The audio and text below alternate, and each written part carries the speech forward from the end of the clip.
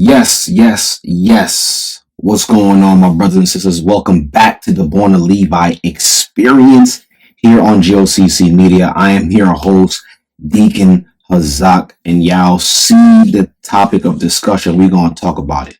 I want to call it like a little crash course on cryptocurrency and how it ties into the mark of the beast. Is it the mark of the beast? Is it not? What is it? What is this technology and where did it come from? So we're going to talk about it tonight. We're going to definitely give you guys some insight, especially for those who are a little bit older, who don't really know too much about it, or even if you're young and you don't even know too much about it. This is the place and this is the time right now where we're going to get into it. So if you are new to this channel, brothers and sisters, please subscribe. Right. And if you haven't subscribed already, please do so. Hit the bell for notifications. So when we're on, because I've been getting some information from you guys that you guys are not getting notified when I come on or when a video drops. So you must hit that bell. Hit the bell. Let them know that you want to be notified. Right. So with that being said, we're going to get right into it, man. I hope you guys are having a great week. And I do apologize for the last video that I dropped last week when I was going in and out between screens. I was getting text messages after text messages like, yo, your volume is low. The volume is low. I see that now. I didn't know that until the recording dropped. So, I fixed it and we should be better this week. Right. So we're going to get right into it.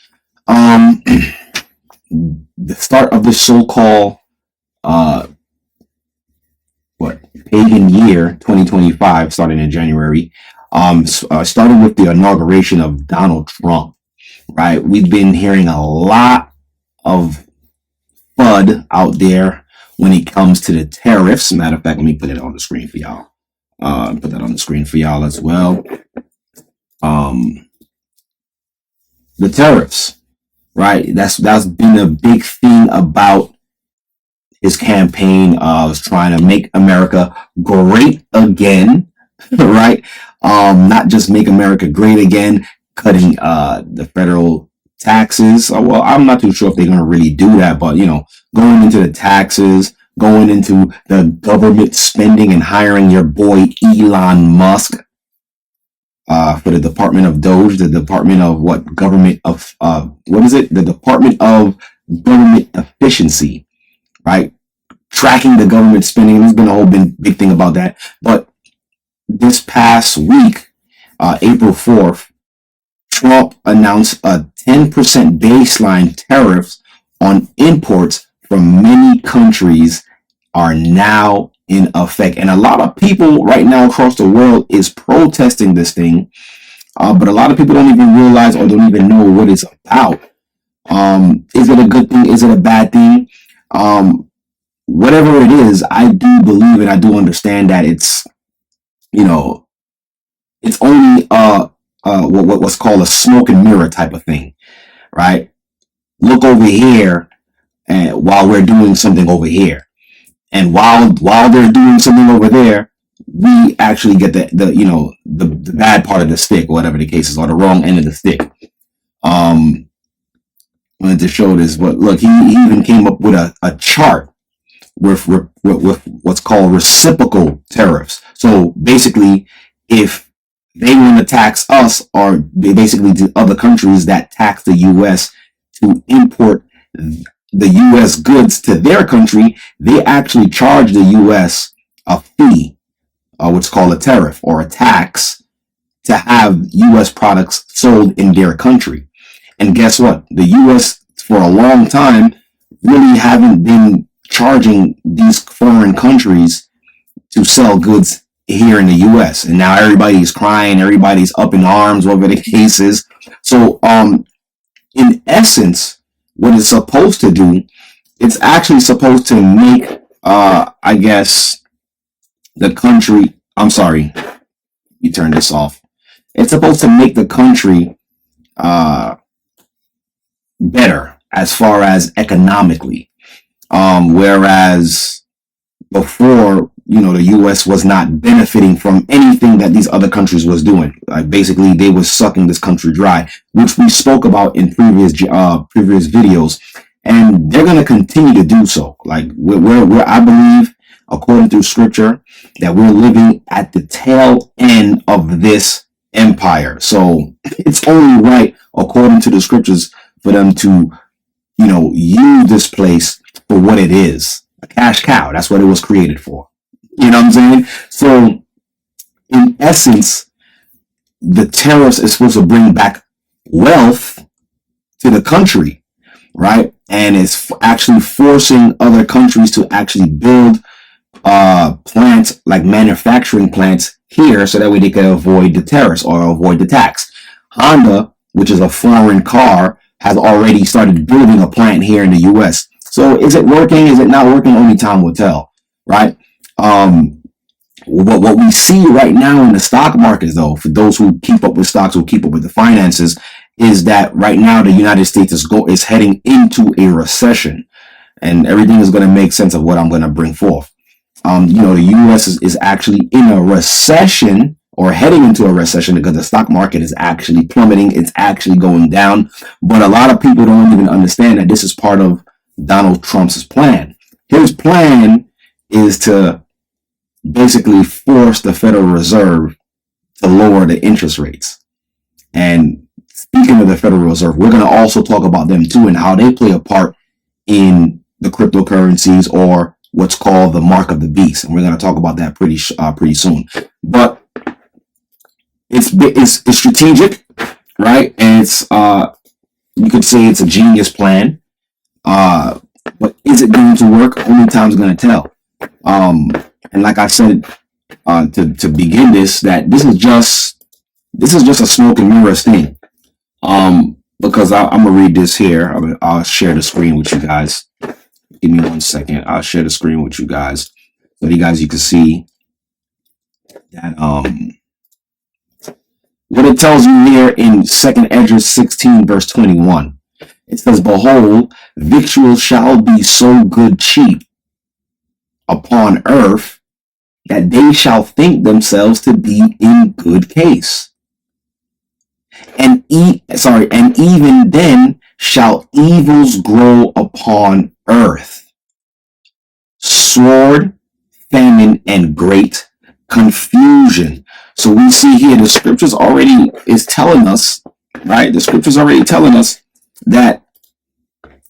The Scriptures already telling us that even though they're trying to so-called make America great again by, making the cost of living affordable for everybody, trying to crash the markets to force the hand of the Fed to lower interest rates, Scripture tells us that even though we start seeing those things, people are going to think that we're in good case, but nah, it's just a smoke and mirrors thing. While they're giving us that, the destruction or the fall of this place is already at work. It's already happening. But prior to that, we understand, according to Scripture, that something else needs to be instituted before the fall of this place anyways. But the thing is, it's not going to just be instituted in this place called America. It's going to be instituted worldwide. And I feel like there's so much information on this particular topic that I can make this like a 2-part series thing, but I'm gonna try to put as much information in this video, and hopefully everybody can handle all of the information I'm gonna bring forth. Some of it be boring, so there's a lot of reading, but hey, I believe that we need to tie in current events to show how far or how close we are to prophecies. And it's crazy because what's happening right now through the political side of the government and what's happening on the earth right now is really revealing the truth and how real that conversation that John had in the Isle of Patmos was with Christ. And there's no other prophecies, there's no other prophets out there who's had a conversation or who had anything written to prove what's happening on the earth that's happening right now. So it's very telling. Matter of fact, I'm gonna just go there really quickly so we could understand where we're heading, or where we're starting, or the starting point of this particular topic. So This thing is not working for me today. My buttons. So, all right, here we go. Revelations 13, and I'm gonna start not even at verse 1, but let me start at verse right here. Verse 16, right? So I want you guys to pay attention. So, like I said, we're going to be talking about cryptocurrency. Is it the mark of the beast? We're going to find out, right? Revelations 13 and 16, it says, and he causeth all, both small and great, rich and poor. So it doesn't matter who you are. Small, a nobody, great, rich, and a famous person, right? Rich and poor. So no matter who you are. Free and bond. In prison, not in prison, no matter what you are. An employee, whatever it is. To receive a mark in their right hand or in their foreheads. So now, this is the information that was given to John on the Isle of Patmos, right? Let me read verse 17. Verse 17 also says, and that no man might buy or sell, save he that had the mark or the name of the beast or the number of his name. So now we understand. So we're gonna focus on these two scriptures right here. So there's going to be a mark that's going to be given to people that will be able to allow people to buy and sell. And how Elder brings it forth, and he brought this out some time ago concerning this so-called mark. So now, if you look, let me pull this up here in the Greek. Let me do this real quick. No, not here. I'm sorry. Let me pull it up here. Okay. I need to get the Strongs. So when you pull it up in the Strongs, though, for the word mark, we're looking at this word right here, right? To receive a mark. I need you guys to stick with me now. So in the Greek, the word that was there when there was, before it was translated, was the word paragma in Greek, which means a scratch or a etching that is a stamp, a badge of servitude, because you're showing your allegiance to the beast. It's a badge of servitude, right? It says a sculpture, fixture, or statue, whatever it says, and it says graven, a mark. Let's go down. Well, it gives you more, you see, of the mark stamp on the forehead on the right hand of a badge of the followers of the Antichrist. So you already know that's modern Christian rhetoric, right? The Antichrist. Who's the Antichrist? The Antichrist is not just one man. Okay, it's your whole government system. The whole government system is Antichrist. If you don't believe in Christ, you are Antichrist. That's basically what it is. But we're looking at this word right here, a scratch or a etching, right? A mark. So we understand it to be a physical prick in the skin, a device to administer what we know as the mark, right? We understand it's supposed to be something that's a device that's going to be implanted, whether it be in your forehead or in your right hand, like the scripture says. But that is the actual mark, right? You know what? Give me that device, put it in me. I'm now physically a servitude to this system forever. But the technology now we're going to talk about the technology that they're going to use to power that device. And I believe that technology will be digital currency, or would be cryptocurrency. That is what I believe. right? So it's a two-part thing, okay? So you're gonna have the actual device that that John actually seen on the Isle of Patmos being administered into people. Right now, this whole talk about cryptocurrency and digital currency, right? This is the technology that will be used for the mark. This is what I believe in. And let's go through it. Let's go through the history of it. Let's go through the talks about it so we can understand, is this really the mark of the beast? Will this be the mark of the beast? Which cryptocurrency will be the mark of the beast? Well, we got to start from the origin, the grandfather of cryptocurrencies. And we're going to talk about it, which is Bitcoin. We're going to talk about that really quickly. But let me go here. I hope y'all sticking with me. All right? I hope y'all sticking with me. Let me show y'all this. And what's crazy is the word crypto, I actually went into the definition of it, right? To understand where did, because everything has an origin. The word crypto didn't just come out of nowhere, right? So I'm going to go into the definition. Matter of fact, I'm not even going to go into the actual I'm going to go into the etymology, the origin of the word. Look, let me show you guys. Is this working yet? No, it's not working still. I'm sorry, because none of my hotkeys is working and it's driving me crazy. But anyways, I'll just do it the old-fashioned way. I'll just click buttons. So I'm using my trusty tool right here, etymology.com. Right? Let me enlarge the screen for you guys. Let's see. Are you going to work for me? Or is the battery dead? Okay. All right. So look, I'll just read it on the screen so you guys can see. This is a trusty tool that I like to use to go into the etymology, excuse me, of words. So now, look at this. For the word crypto.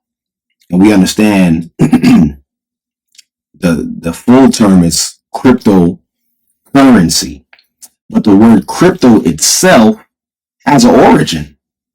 How many of you guys that's watching right now actually knew that? Right? So now it says, before vowels, crypt, it says word forming element meaning secret. See that word right here? See, word forming element meaning secret. And it's crazy. So now, all right, let me keep reading before I start breaking stuff down. So secret or hidden. That's what the word crypto actually means. Not evident or obvious. It's not obvious. Basically, it's hidden. It's hidden right in plain sight. Here it is, John was given a revelation on the Isle of Patmos of something that will replace a form of payment system. And here it is, we're hearing about cryptocurrencies. And the word itself means secret, hidden, evident. I mean, not evident or obvious. Used in forming English words at least since 1760, right? Crypto. It says from Latinized, a Latinized form of a Greek, cryptos with a K, hidden, concealed, secret. So when we put it together, can we say secret money or secret currency, hidden currency? You know what I'm saying? Like, just putting words together here. Right, in the Greek.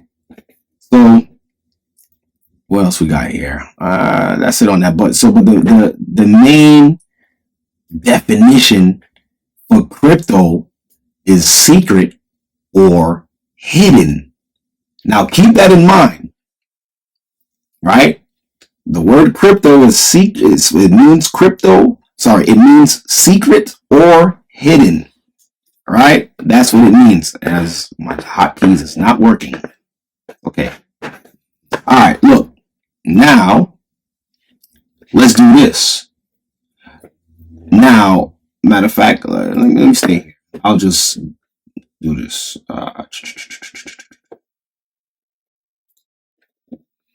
So I'm at crypto.com, right? And the topic is, why was Bitcoin created? So now, there's a funny thing about Bitcoin, right? Bitcoin. This was one of the first cryptocurrencies to come out back in 2008. I'm going to read it. It says key takeaways. The concept of Bitcoin first emerged in 2008 during an ongoing financial crisis. So we already know in 2008 what happened in 2008. The housing market crash, the stock market actually crashed, right? So this whole Bitcoin thing started springing up around this time, 2008.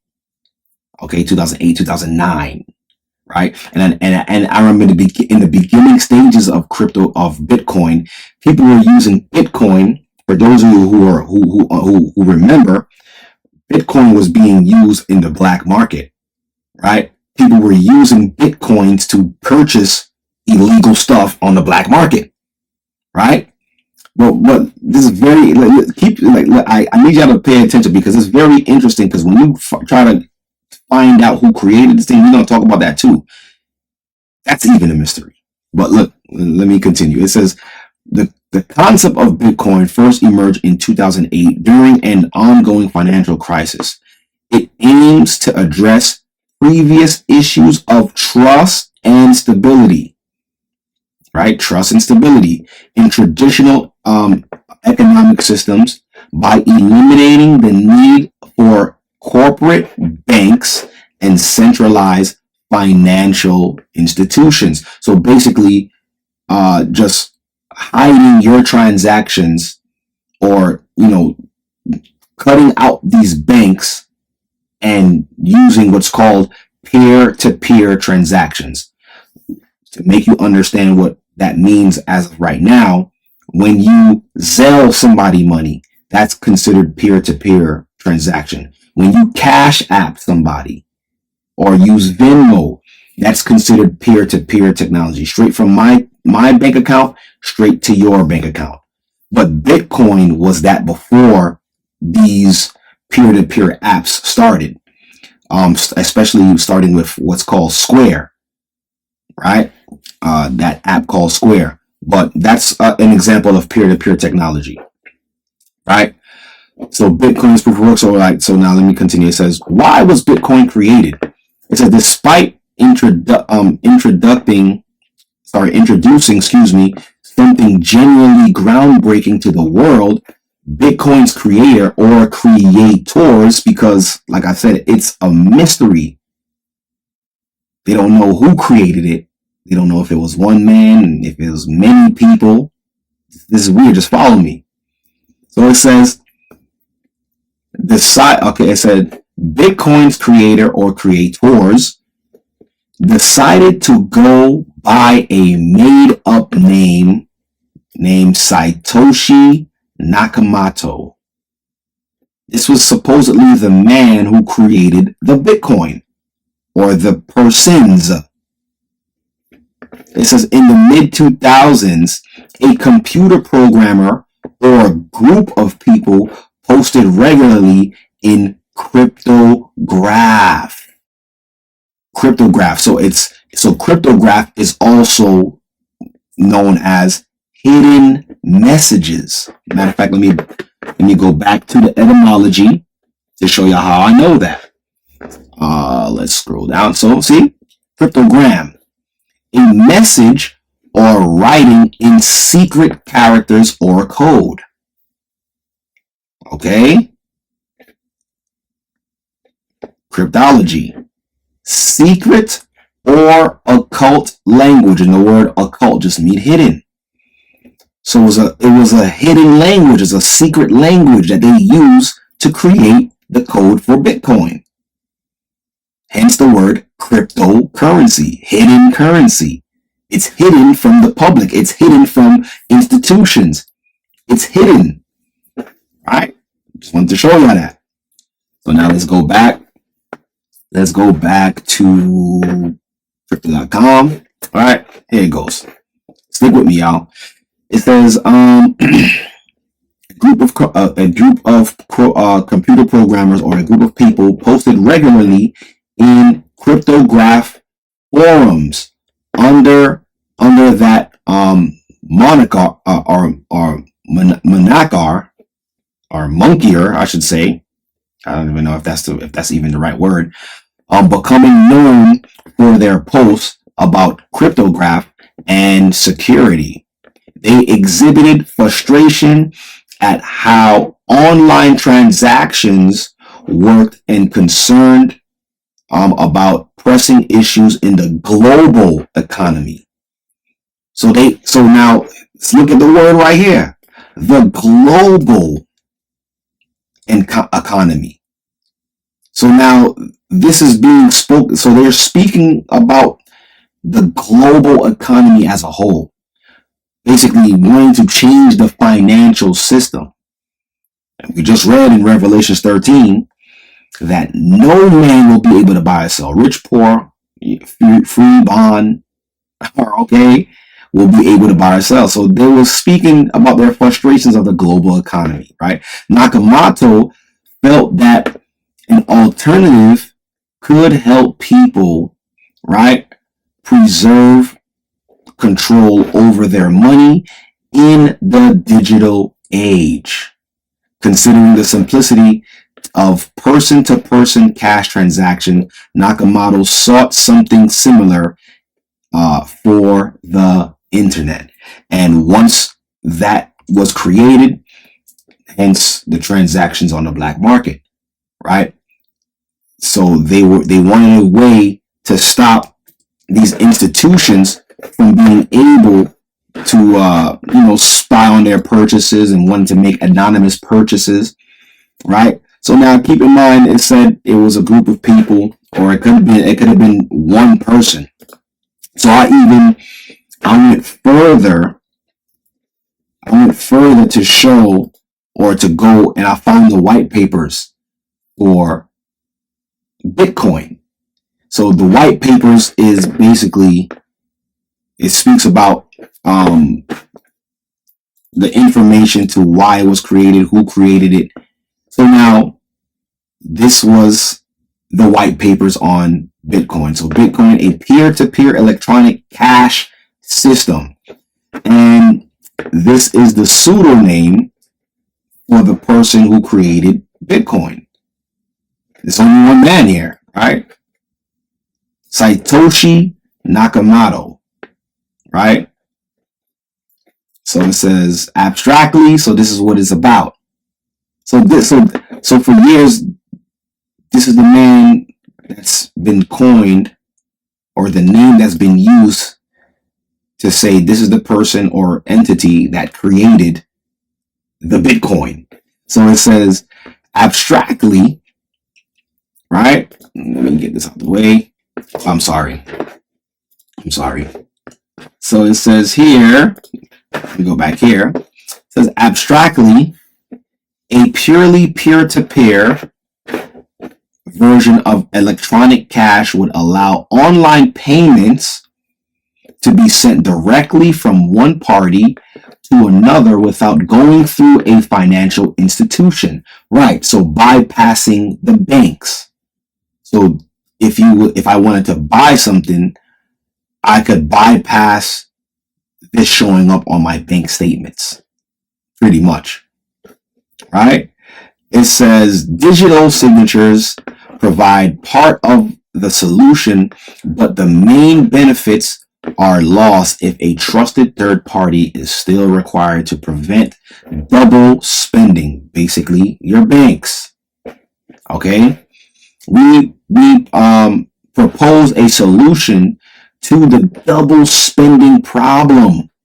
The double spending problem. So we're getting charged twice. The banks actually charge you a fee to send your money, right? But it says using a peer-to-peer network. The network timestamp transaction by hashing. Hashing is something that is a code, or it's part of the transaction code when you send cryptocurrency. That's further along when you understand more about cryptocurrency, right? It says forming a record that cannot be changed without redoing the proof of work. So once you send a transaction, the hash comes up and is time stamped and it cannot be changed. So it shows that at this point in time, this is the transaction ID and this is what was sent to this person's wallet, whatever the case is, right? So here's the white papers. So it gives the introduction, right? And very interesting stuff. It's 9 pages long. So this was the first white papers for any cryptocurrency that was ever created. And I'm gonna play an interesting video. Matter of fact, I gotta play this video too, because mind you, we just learned that the person's name who created the Bitcoin, his name is Satoshi Nakamoto, right? And now no one knows who this man is. Hold on, let me do this real quick. This is crazy. And brothers and sisters, if you liking the information that you're hearing right now, please hit that like button. Hit the like button, right? Because we got to get to the bottom of this, right? We definitely got to get to the bottom of this. Let me go here. I want to make the screen bigger. Hold on. Let me do this. Okay, zoom in. There it goes. All right, there it goes. Let me put this on the screen. And this video is on Instagram. This is the only place I could have found this video. So let me do this here. Hey, make this bigger. All right. So let me play this video. So Satoshi Nakamoto goes public and denies he's Bitcoin's founder. And this video was actually 16 years ago, brothers and sisters. 16 years ago, this man, he is Satoshi Nakamoto. Keep that in mind. He's Satoshi Nakamoto. But he has vanished from the face of the earth. Like no one even knows where he is. That's how strange the story is. But we're going to put 2 and 2 together and we're going to see who really created this Bitcoin thing. Let me refresh this page real quick. But the main reason I'm here is to clear my name that I have nothing to do with Bitcoin, nothing to do with developing.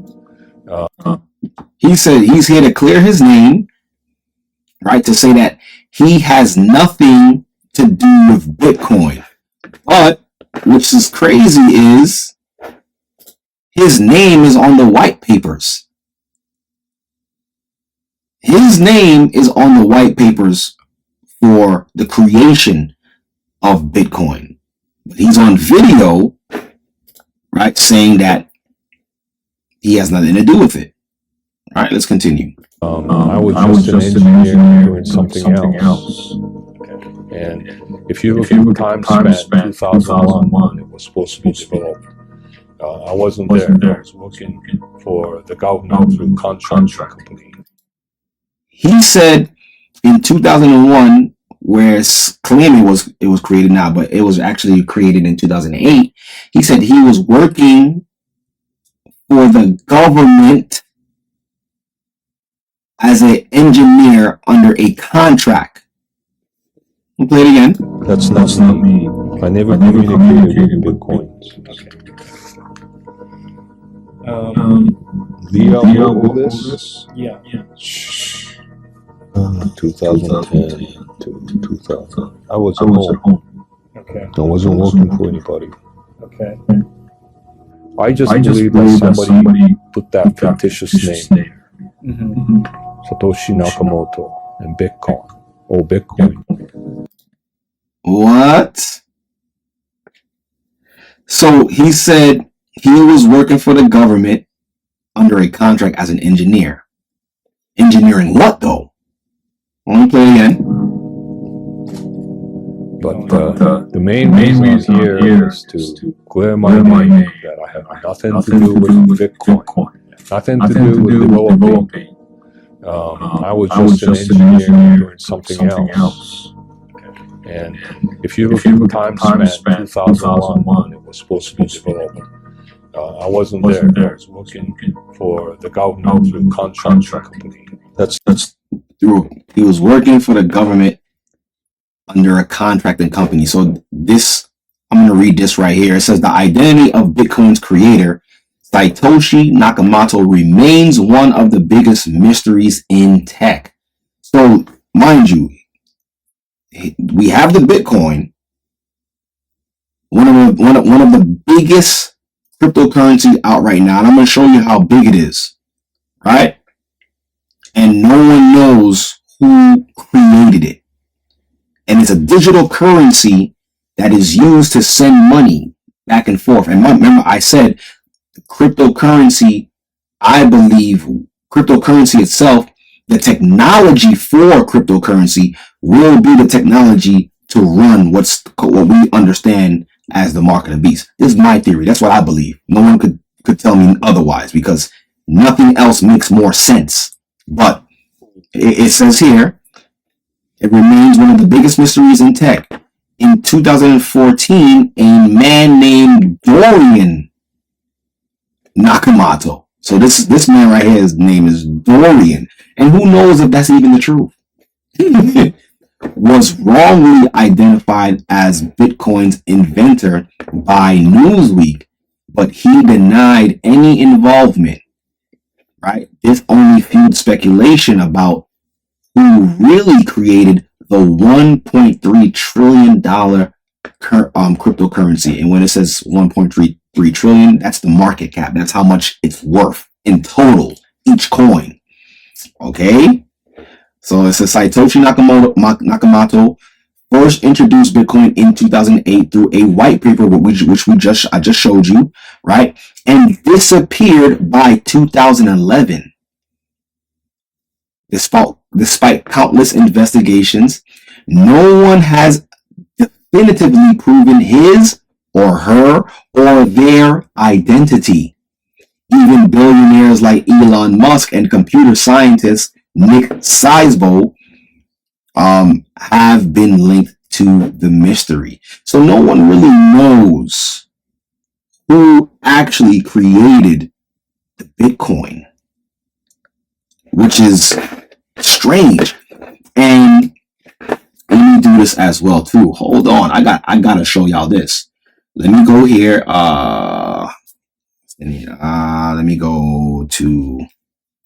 Let me show you guys something. For those of you guys who still don't know what it is, whatever the case is, let's look for. Let me do this on screen with you guys, so you guys could. I'm sorry. Let me do this on screen with you guys. So I'm on Coinbase.com. I'm not going to sign into my actual Coinbase, but let's look at cryptocurrency. Well, you see, everything's down right now anyways. The market is taking a toll. So look at this, brothers and sisters. I want y'all to see, matter of fact, let me go to all-time highs. So this thing was created in 2008, right? But this is when it actually started gaining the momentum in 2013. But at one point, brothers and sisters, for one Bitcoin, you would have to pay, at one point at its high, $109,000 for one Bitcoin. That's how much money it was worth in January, right before the inauguration. It was worth $109,000. Now it's down, because the market is down. It's down to $75,000 per coin. So now for a cryptocurrency with this much value, no one knows who created it. Look at the market. Let me do this. Look at the market cap. Let me came in too close. Right? Look at the market cap. Right? $1.5 trillion. That's how much money is in this particular cryptocurrency. Okay? And there's only it says suppose there's only 19 million bitcoins. That's the total supply. Right? But one coin, for those who don't know, to buy one is worth $75,000. So a coin or a currency that no one basically knows who created it is worth that much, and no one knows who created it. To me, it only points to one entity that could have created this thing. And I believe one of my theories is the government created it. That's what I believe, because after the Bitcoin, there's been a lot of other cryptocurrencies that hit the market, and we can show you the founders, the creators of those particular coins. But Bitcoin right now, which is the most popular of the coins as of right now, and worth the most, no one knows who created it. I believe, this is my theory now, that the government actually created this coin as a test, like they do everything. Let us not forget what happened 5 years ago during 2020, during the pandemic. I believe that was one of the biggest tests for mankind. But I believe, like I said, going back to the Bitcoin, I believe that the government created the Bitcoin, and it was a test to see if they could create a digital currency and how it would work and how many people would start using this so-called technology. And I believe that once they've seen that, okay, this is something that people actually want, once they've seen that, that's when the price started to go crazy, because the price was, at one point, you could have bought one for like $5. Now it's like $75 per one, right? And now, matter of fact, let me put this on the screen as well too. Now it's going to make sense why Trump was saying this. Hold on, let me put this on the screen. All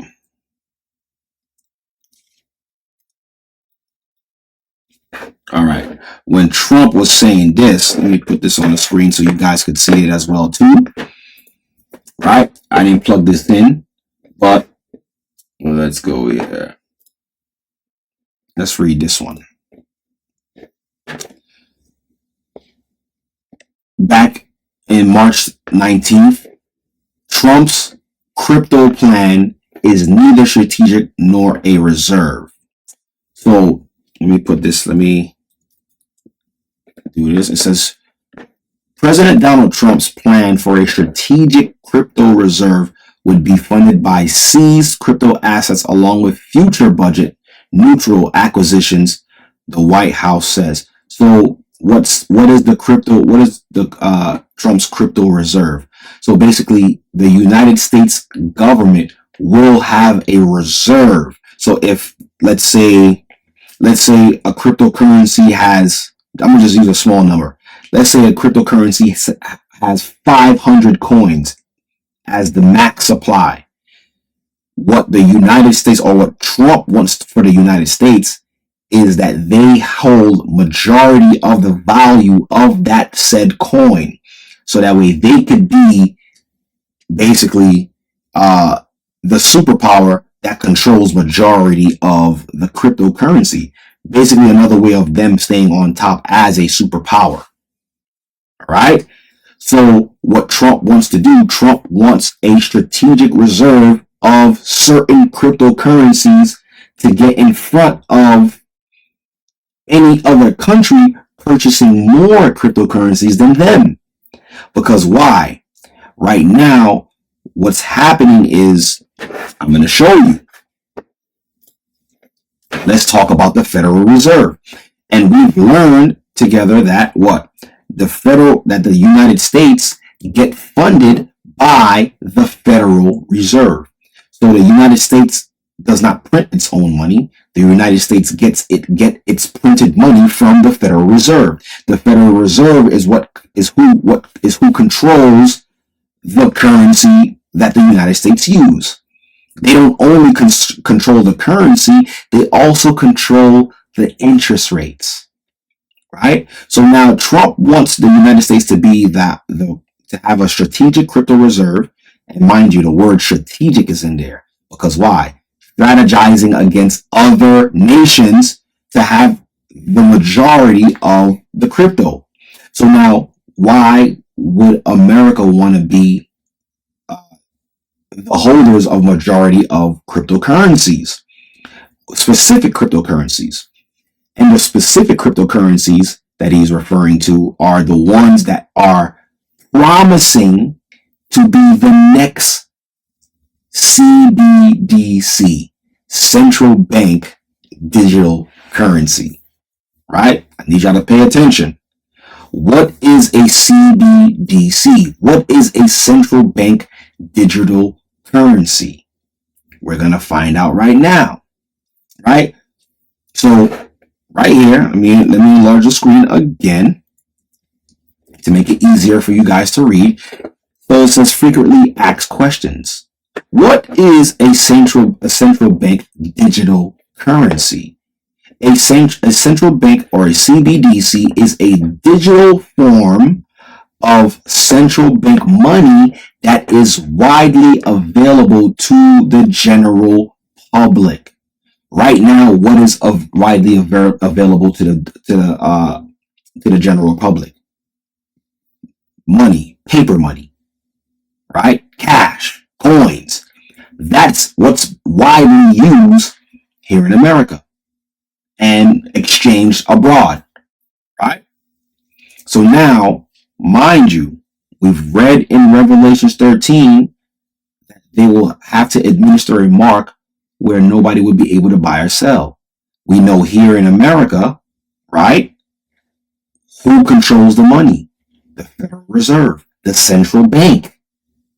So now they're coming up, or they want to have a digital form of currency. Remember I told you, the crypto which is hidden, the word hidden, or, what was the other word? Hidden, secret, okay?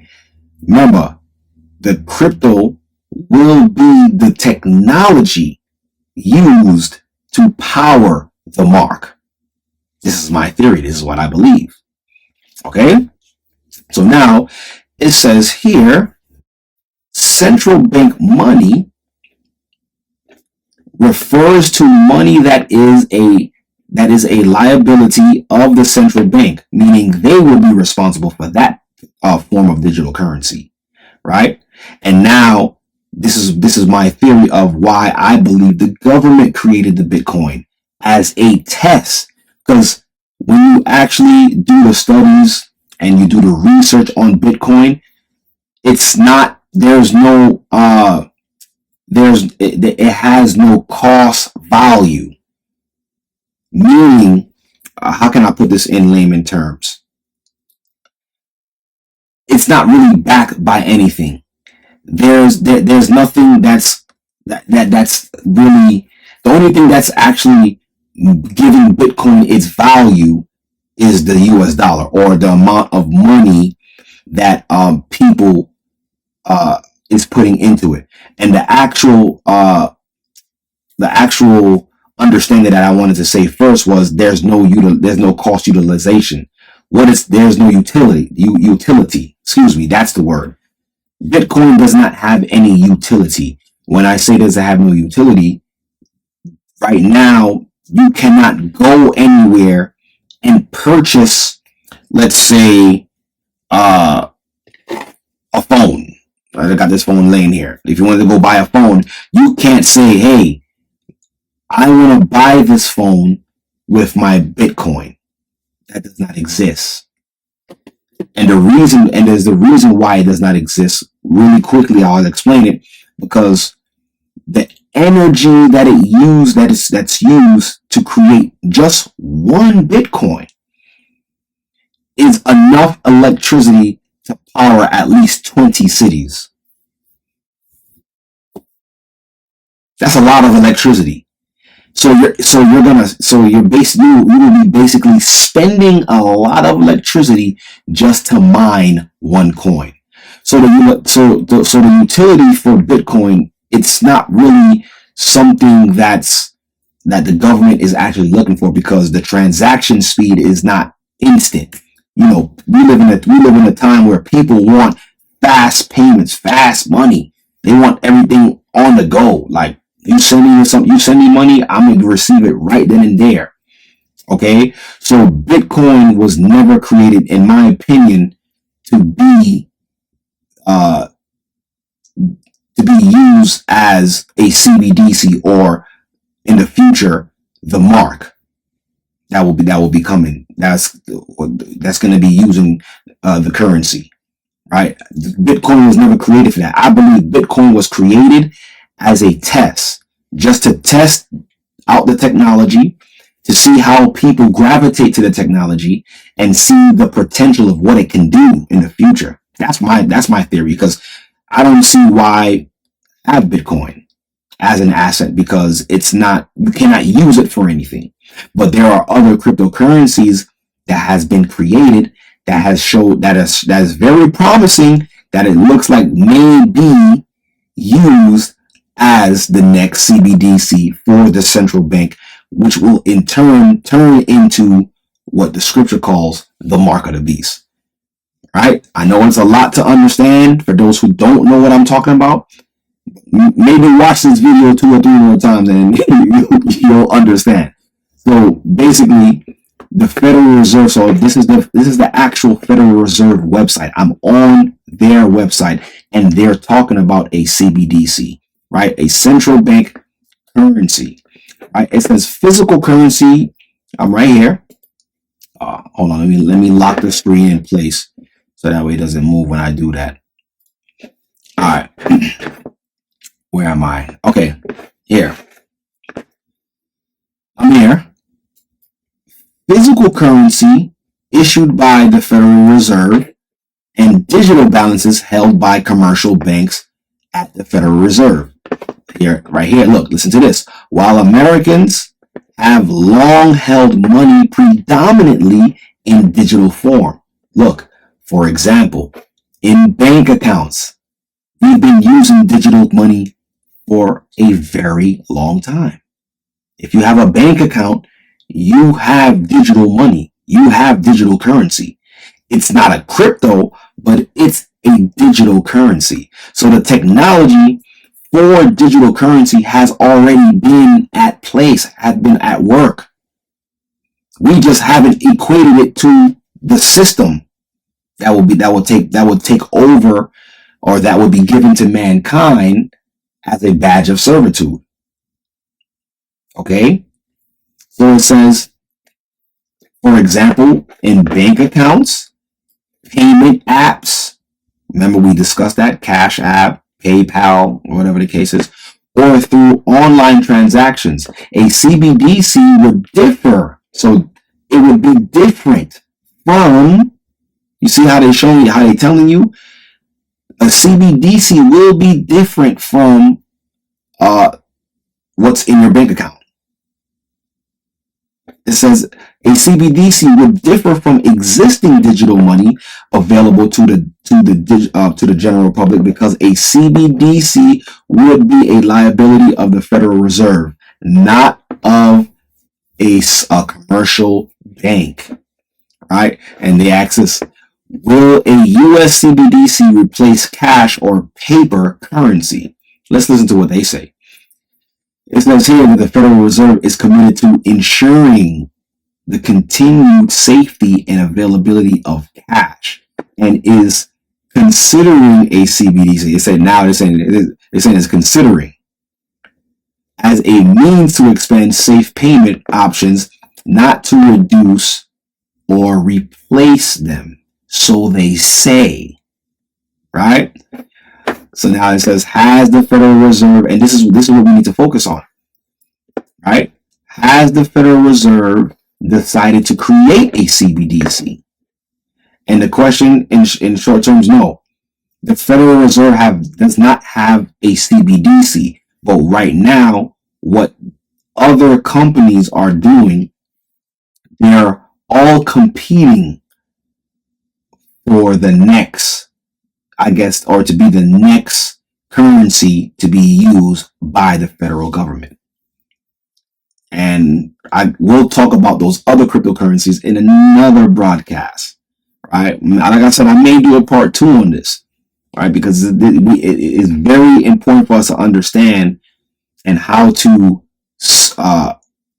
take the scriptures, see the prophecy, and be able to look at what's happening in our current time. Like, okay, this is happening now. Like we seen it transpire, right? So as of right now, the Federal Reserve does not have their own CBDC. The CBDC is just a technology. Is the crypto technology that can be implemented within any system. So now the Federal Reserve gotta decide what they're gonna use, and what these other companies are doing. They're just making it easy for the Federal Reserve, like basically doing all the footwork and doing all of the work, the manual work of creating a cryptocurrency that the U.S. government and the Federal Reserve can adopt as a form of payment, as a world form of payment. You see? It says, why is the Federal Reserve considering a CBDC now? Like, why? Because you know why? Once they've seen how well the Bitcoin did, they're like, all right, we can roll this thing out now. Because like I said, I believe the government created the Bitcoin. Like, there's no founder. The name of the founder is a pseudo name. Who knows who that person is? No one even knows who that person is. If that Satoshi person even existed, it's just a pseudo name for who created it, because they couldn't come out and say, yeah, the U.S. government, we're creating the Bitcoin. That'll shock and alarm too many people. Okay, it says the Federal Reserve is charged with promoting monetary and financial stability and the safety and efficiency of the payment system, and is studying how a CBDC is studying. See, they tell you, but they don't really tell you. So they're studying, and I believe the case study was the Bitcoin. That's my theory. It says, and is studying how a CBDC could improve on an already safe and efficient U.S. domestic payment system. So they're trying to figure out a way how they can integrate a cryptocurrency with the U.S. form of payment system. They're trying to figure it out. And I believe they already figured it out. They understand. Now is just time. It's time we're waiting for. Okay. With technology, I'm here. With technology advances, ushering in a wave of new private sector financial products and services, including what? Digital wallets, right? Mobile phone apps, right? And new digital assets such as what? Bitcoins, Dogecoins, Shiba Inus, XRP, XLM, all of these forms of cryptocurrencies. That's what it's talking about. These are the new digital assets that they're talking about. Such as, see, cryptocurrencies and stable coins. One and the same. A stable coin is just a coin that is exactly what it means. It's stable. It does not fluctuate. It doesn't go up in price. It doesn't go down in price. It stays at one price, and it's a form of payment, right? The Federal Reserve and the other central banks around the globe, see, because they got to work together on this project in order to fulfill Satan's plan. And it's gonna, and the thing is, brothers and sisters, it's going to happen. Right now, we're just seeing the beginning stages of how it's unfolding. And it's like, yo, to me, it's quite amazing to be like, yo, we're living out what John was told on the Isle of Patmos. We're seeing it, right, around the globe and exploring the potential benefits and risk of issuing a CBDC. All right, so you guys could take a look at this website yourself. Go to federalreserve.gov/CBDC.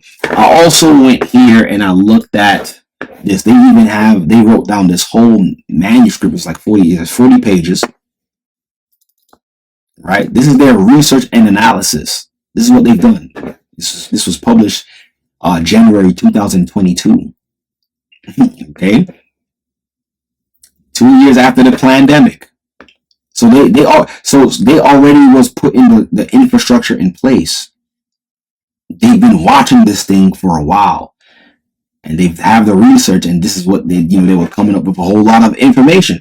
Money and payments. The US dollar in the age of digital transformation. You understand? Because why? They're going to transform the payment system digitally. It's inevitable. It's not that it's not going to happen. It's going to happen. We're already witnessing it. The system has already been digital. Through banks.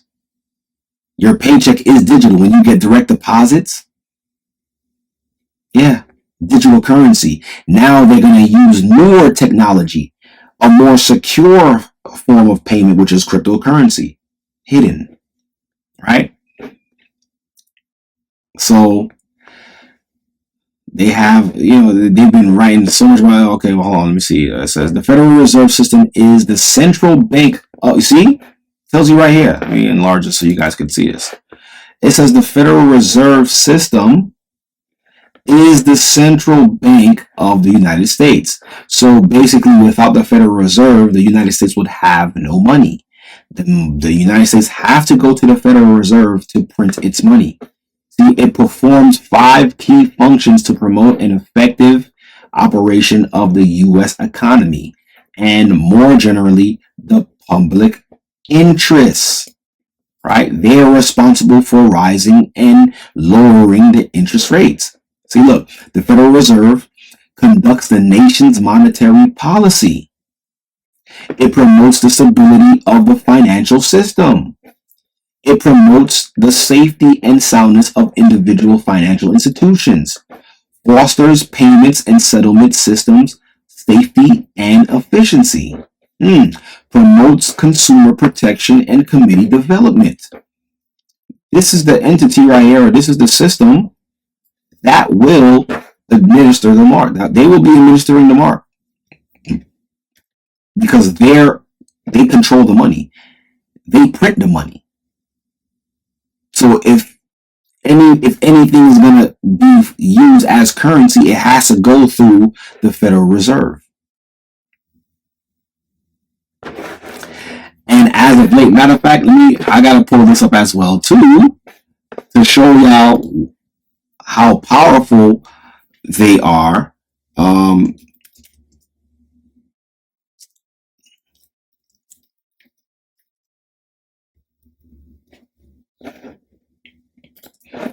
So the SEC, which is the Security and Exchange Commission, which is the stock market, they had a whole bunch of lawsuits against several cryptocurrency-based companies. The SEC dismisses lawsuit against Coinbase, Signal reverse in crypto approach. The SEC dismissed its lawsuit against cryptocurrency giant Coinbase, signaling a reverse in the commission's approach to crypto. So the reason why they're dropping these cases on these cryptocurrencies is because of who? Because Mr. Trump. He's embracing cryptocurrency. But it's all by design. They have to embrace it because why? They have to introduce this to the public. They have to introduce this to the people to be widely accepted. See how it makes sense, and it makes more sense when you have the scriptures to make sense of it. Because everything that's being done within government, we can go into the scripture and we could see why it's being done and how it's being done and the reason for it. So it's a necessity for them to drop these lawsuits against these cryptocurrency companies because the United States is about to embrace cryptocurrency as a form of digital payment. Now the question still remains as far as which cryptocurrency will be used for a CBDC or central bank digital currency. You can go here and you can read. This is actually their white papers, the Federal Reserve white papers on cryptocurrencies, right? Central bank digital currency. So this is how we know it is inevitable. Like what John seen will come to pass, because here it is, the entity that's responsible for creating the money or for the United States is talking about a central bank digital currency. They're talking about digital currencies within the government. They're just trying to find a way on how to implement it, and they got to introduce it to you guys. Now we see why Trump is speaking the way he's speaking, right? As far as having a strategic now crypto reserve, right? Let's see this. There was something I wanted to read here. What page is this? I'm going to page. I think it was in 20. Let me read this. Look at this. The Federal Reserve. No, was it this page? No. Right here. I believe.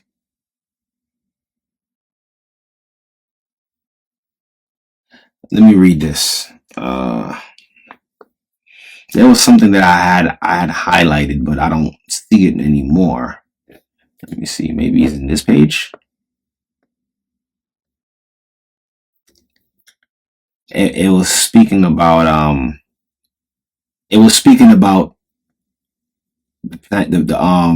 pandemic.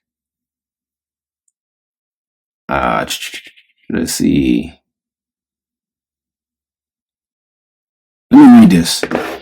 It says the Federal Reserve works closely with other central banks and organizations to understand key issues related to CBDCs. And when they say they are working closely with other international organizations, that's other world central banks, the central banks in other countries, like a central bank in France, a central bank in Europe, or in in Britain, the central bank in South Africa, right? So all of these different countries have a central bank, but it's all being ran by one entity, right? The Fed, right?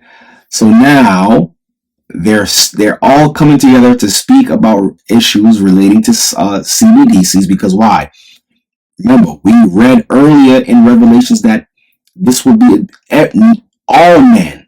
Matter of fact, let me go back to that. Let me go back to that before I continue reading this. Just to show you guys. Let me go back to that. Let's go back to that. Where are we? Okay. Let's go back to that. Let me change this so it could be more readable.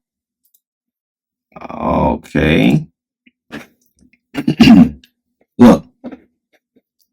And he causeth all, right? Both small and great, rich and poor, free and bond, to receive a mark in their right hand or in their foreheads, and that no man might buy or sell, save that he that had the mark. or the name of the beast or the number of his name. So no one will be able to buy or sell moving forward lest they had the mark. Now, we're reading here that the Federal Reserve, which is here in the United States, works closely with other central banks and international organizations to understand key issues related to CBDCs and other payment innovations. So they have to work together with the other central banks of the other countries, because what John seen was that it wasn't just on one side of the earth. It was everywhere. The whole system, the one world government, and the one world government payment system. So they're working together to figure out how they're going to be able to use these CBDCs with new innovations that's coming up. The Federal Reserve collaborated with 6 other central banks and the Bank of International Settlements to produce a report in where? In October 2020. We remember 2020. Remember the whole world shut down? Don't y'all remember that? Could it be that while the world was shut down, they were meeting and discussing plans for the future? Especially currency? They already had the data and the research on how people even spend. They have the data and the research how people used money. They had the Bitcoin and it was a hit.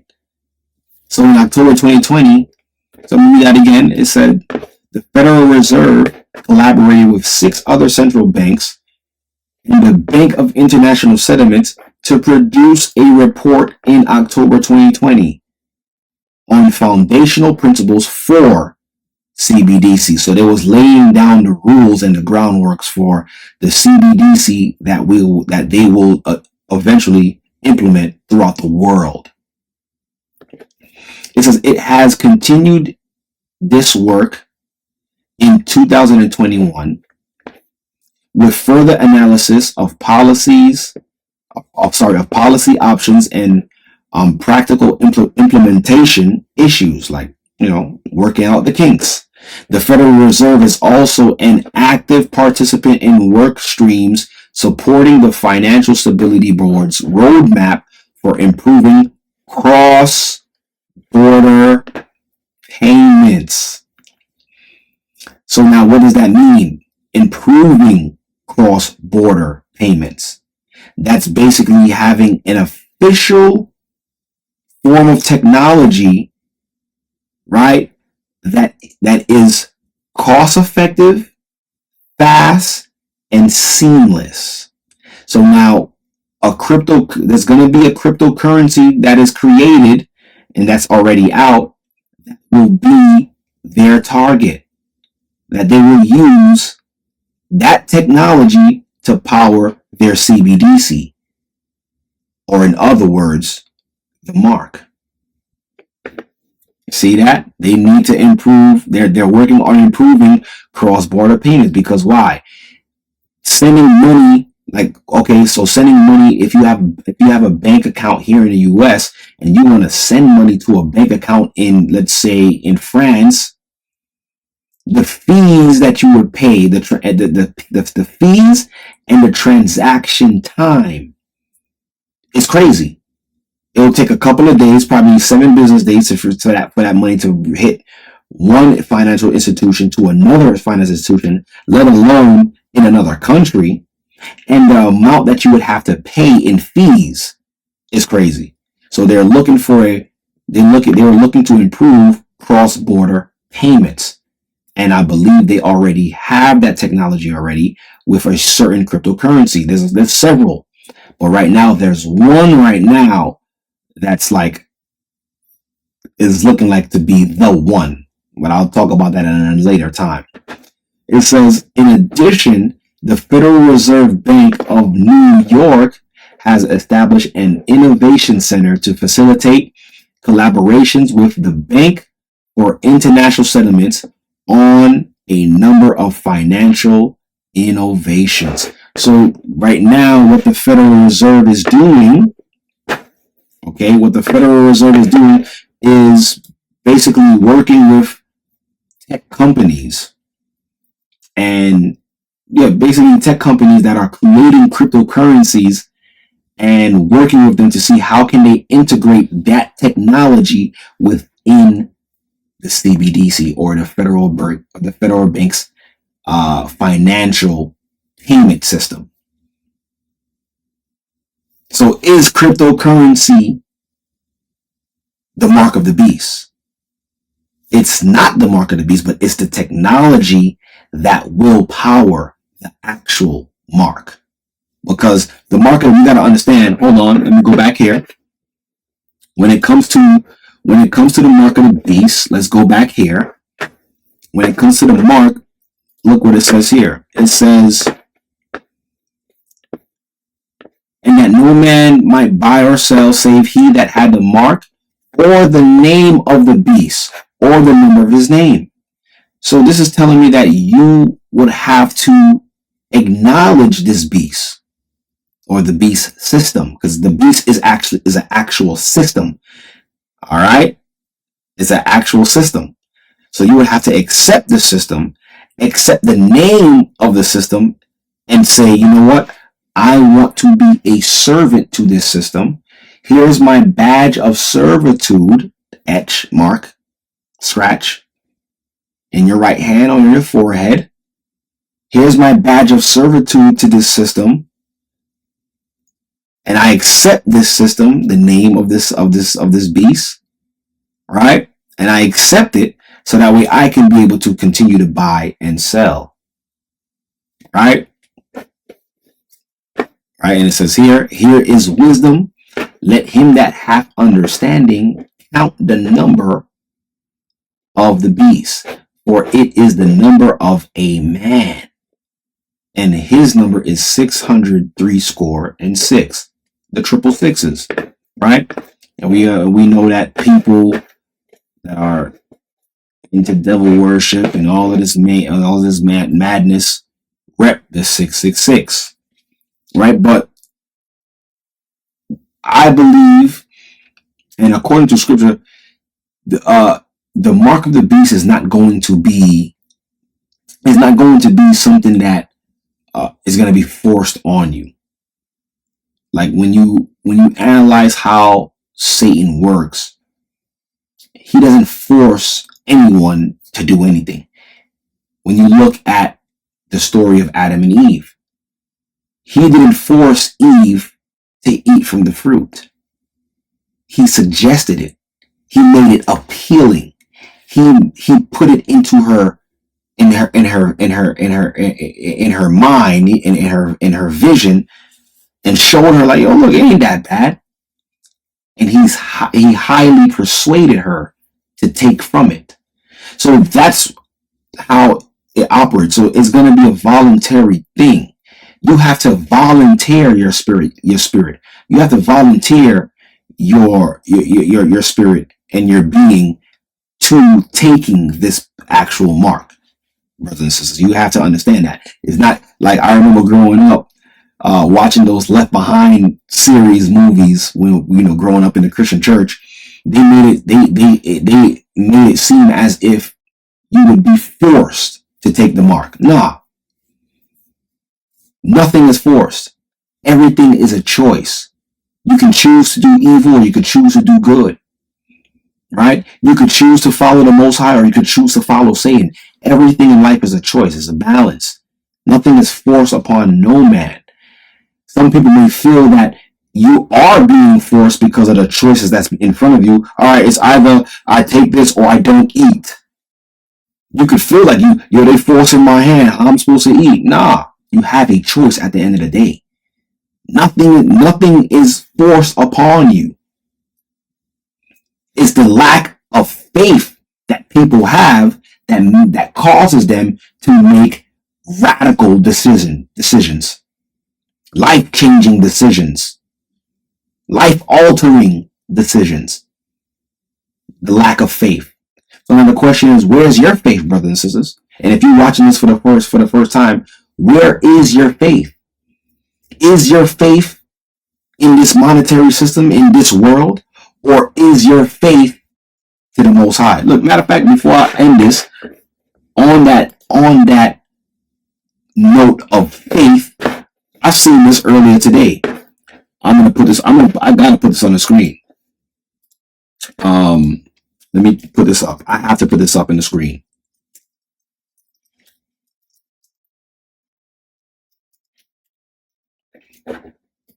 Right? Let me pull this up. I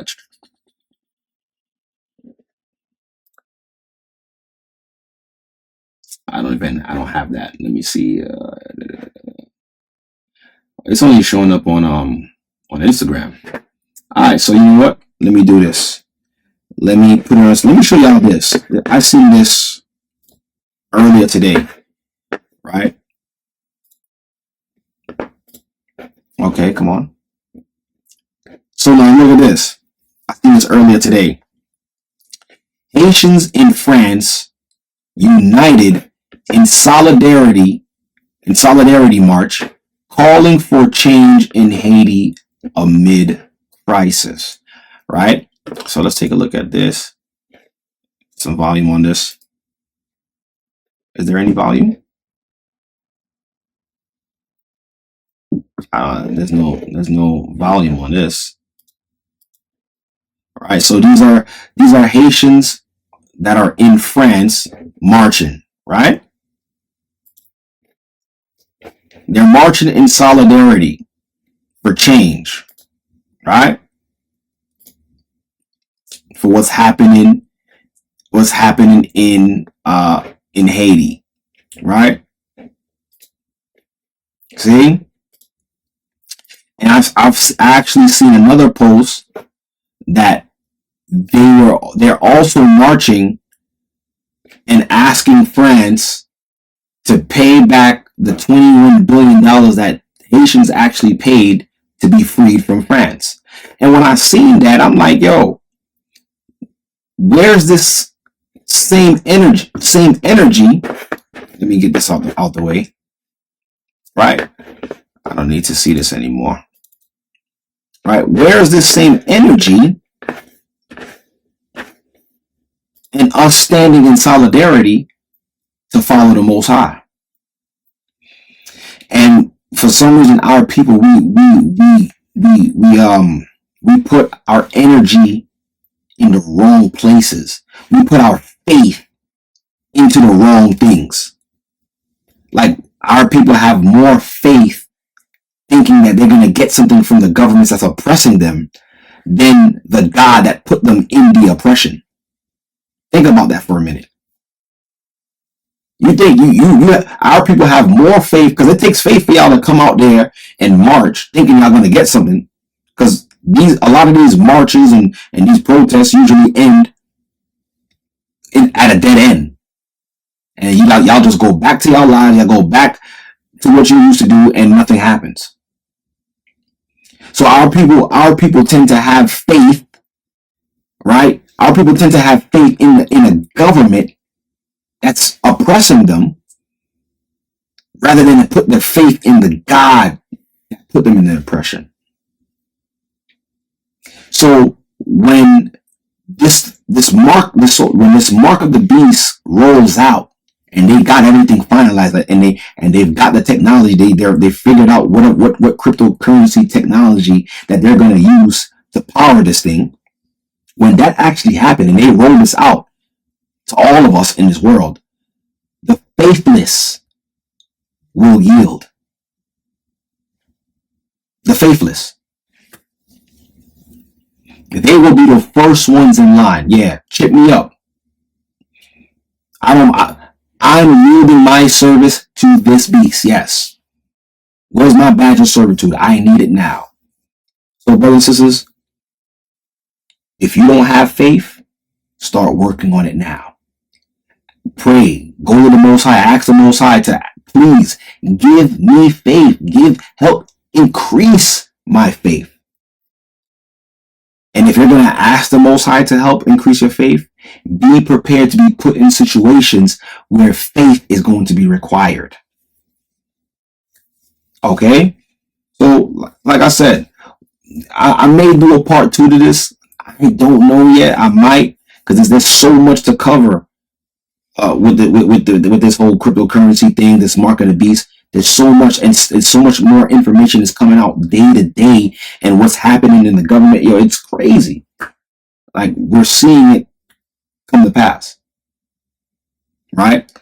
But brothers and sisters, y'all already know what's going on. I definitely got to make sure I do these shout outs as well too. That don't forget about the Hebrew and Bible Academy, brothers and sisters.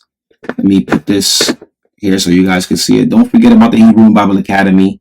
Already started. We just finished week 7. We're going into week 8. All right. So it's not too late to enroll, right? It's never too late to enroll. Just visit us at historytimes.org. Click here to enroll right here. And trust me, you'll get caught up to speed. They'll send you all of the lessons that you've missed, brothers and sisters. So you don't want to miss out. I'm telling you, listen, the wealth of information that you will receive in the Hebrew and Bible Academy cannot be bought or found in any university on this earth. And I bet my last dollar on that. I'm telling you that right now. If you're having a hard time learning the Bible, you really want to know what's going on, the Hebrew and Bible Academy. historytimes.org. Visit us. Don't miss out, brothers and sisters, man. Don't miss out. You don't want to miss out. I really appreciate all of you guys for coming in. I thank you guys for watching this video. Pretty soon, like I said, this will be the format moving forward as far as how we're communicating. It will be pre-recorded stuff right now until we can have time to live stream. But until then, brothers and sisters, I will definitely catch you on the next one. Stay prayed up and sin not. We'll definitely see Zion if we stay on that path. Have faith. Don't lose the faith. Stand up for what is right. Lean on the Most High and Christ. Be baptized for the remission of your sins, so that way we can see ourselves through, or the Most High can see us through what's coming ahead of us. Dark times ahead, but we're going to be prepared. So I love y'all. Peace and blessings. Shalom. Catch y'all on the next one. Are you tired of reading the Bible and not really understanding what it means? Yo, you know you're reading the book upside down? I need a teacher. I got the perfect solution for you. The Hebrew and Bible Academy got you all covered. There, you'll learn the original Hebrew language with Elder Lawya, groundbreaking news from around the world with Elder Rawchaa, and all new up-to-date lessons, including ancient history with Elder Rawchaa. Visit us at historytimes.org and enroll there. The Hebrew and Bible Academy. You're invited.